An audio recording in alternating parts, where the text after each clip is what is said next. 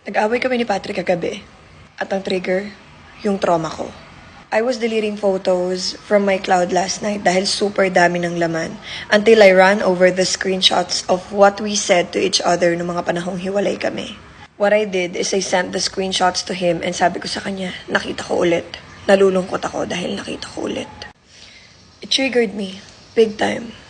I broke down and cried while trying to shake the bad memories away. Pumasok si Patrick ng kwarto at nakita niya akong umiiyak. Pero, he said something that you should not be saying to someone who's having a traumatic attack. Sabi niya, bakit mo kasi binabalikan yan, tapos magkakaganyan ka ngayon? That was the biggest trigger. My panic attack was uncontrollable and I couldn't breathe. Sobrang hirap.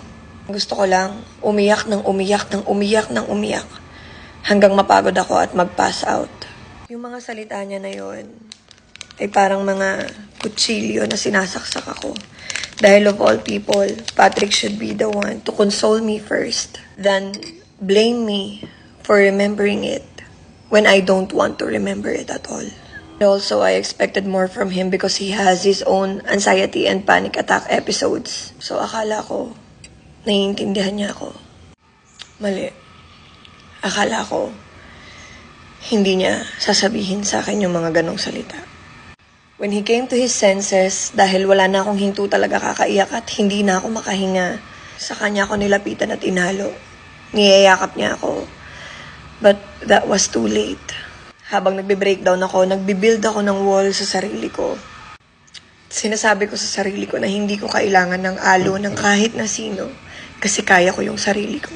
Kasi kaya ko naman mag-isa. You see, this is just one part of how a trauma can affect a life. This is how our traumas affect us. Kaya you can't just force someone and tell them na just forget it or wag mo na kasing balikan yan. Dahil kahit kami sa sarili namin, ayaw naman namin yun balikan. Pero okay na kami ni Patrick, of course. We worked it out. I'm just glad that we are learning and healing together.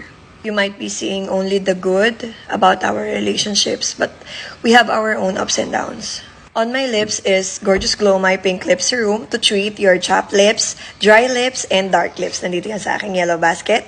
And also Glowing Chocolipo, meron tong chia seeds. Nag-a-addict na rin ako dito dahil super sarap ng bago nilang formula, hindi na maanghang.